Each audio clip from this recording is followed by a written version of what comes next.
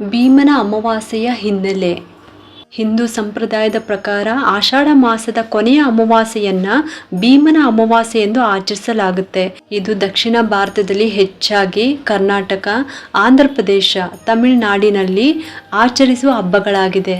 ಇದನ್ನ ಜ್ಯೋತಿರ್ಭೀಮೇಶ್ವರ ವ್ರತ, ಪತಿ ಸಂಜೀವಿನಿ ವ್ರತ, ಭೀಮನ ಅಮಾವಾಸ್ಯೆ ವ್ರತ, ಜ್ಯೋತಿ ಸ್ತಂಭ ವ್ರತ ಮುಂತಾದ ಹೆಸರಿನಿಂದ ಕರೆಯುತ್ತಾರೆ. ಆದರೆ ಎಲ್ಲ ಕಡೆ ಪ್ರಸಿದ್ಧ ಆಗಿರುವುದೇ ಭೀಮನ ಅಮಾವಾಸ್ಯೆ ಎಂಬ ಹೆಸರಿನಿಂದ. ಬನ್ನಿ ಇವಾಗ ಈ ಒಂದು ಹಬ್ಬದ ಹಿನ್ನೆಲೆ ತಿಳ್ಕೊಳ್ಳೋಣ. ಭೀಮನ ಅಮಾವಾಸ್ಯೆ ವ್ರತವನ್ನ ಪಾರ್ವತಿ ದೇವಿ ಮತ್ತು ರುದ್ರದೇವರ ಅನುಗ್ರಹ ಪ್ರಾಪ್ತಿಗಾಗಿ ಆಚರಿಸ್ತಾರೆ. ಈ ದಿನ ದೈವಿಕ ದಂಪತಿಗಳಾದ ಶಿವ ಮತ್ತು ಪಾರ್ವತಿಯರನ್ನ ವಿಶೇಷವಾಗಿ ಪೂಜಿಸೋದ್ರಿಂದ ಒಳಿತಾಗುತ್ತದೆ ಎಂಬ ನಂಬಿಕೆ ಇದೆ. ಪುರಾಣದ ಪ್ರಕಾರ ಪರಮೇಶ್ವರನು ಪಾರ್ವತಿ ದೇವಿಯ ತಪಸ್ಸಿಗೆ ಒಲಿದು ಅವರ ವಿವಾಹ ಮಹೋತ್ಸವ ನಡೆದದ್ದು ಇದೇ ದಿನ. ಹಾಗಾಗಿ ಈ ದಿನ ಮಹತ್ವವಾಗಿದೆ. ಭೀಮ ಎಂಬುದು ರುದ್ರದೇವರ ಹಲವಾರು ಹೆಸರುಗಳಲ್ಲಿ ಒಂದು.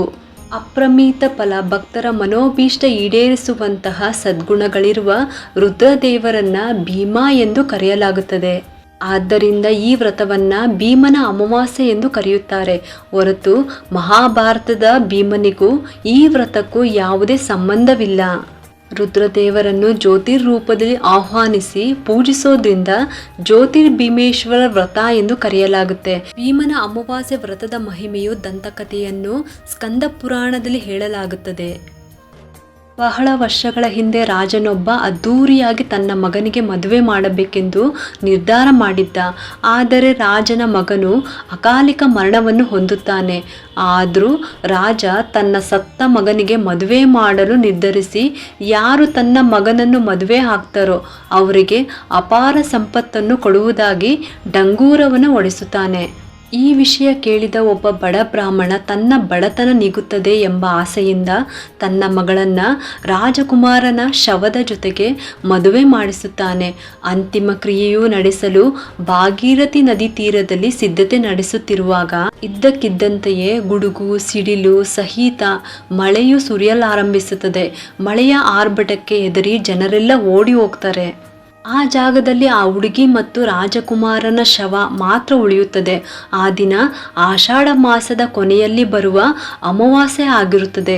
ತನ್ನ ತಾಯಿ ಪ್ರತಿ ವರ್ಷ ಜ್ಯೋತಿರ್ಭೀಮೇಶ್ವರ ವ್ರತವನ್ನು ಆಚರಿಸುವುದು ಆ ಹುಡುಗಿಗೆ ನೆನಪಾಗಿ ಕೂಡಲೇ ಭಾಗೀರಥಿ ನದಿ ತೀರದಲ್ಲಿ ಸ್ನಾನ ಮಾಡಿ 2 ಮಣ್ಣಿನ ಹಣತೆಯನ್ನು ರಚಿಸಿ ಮರದ ಗುಹೆಯಲ್ಲಿಯೇ ಬತ್ತಿಯನ್ನಾಗಿ ಮಾಡಿಕೊಂಡು ದೀಪ ಹಚ್ಚಿ ಪೂಜನ ಮಾಡ್ತಾಳೆ. ಅವಳ ಭಕ್ತಿಗೆ ಮೆಚ್ಚಿ ಶಿವ ಪಾರ್ವತಿ ಪ್ರತ್ಯಕ್ಷರಾಗಿ ಏನು ವರ ಬೇಕೆಂದು ಕೇಳುತ್ತಾರೆ. ಆಗ ಆಕೆ ತನ್ನ ಪತಿಯನ್ನು ಬದುಕಿಸಿ ಕೊಡಿ ಎಂದು ಬೇಡಿಕೊಳ್ಳುತ್ತಾಳೆ. ಶಿವ ಪಾರ್ವತಿ ಕೂಡಲೇ ಆಕೆಯ ಬೇಡಿಕೆಗೆ ಅಸ್ತು ಎಂದು ರಾಜಕುಮಾರನನ್ನು ಬದುಕಿಸುತ್ತಾರೆ.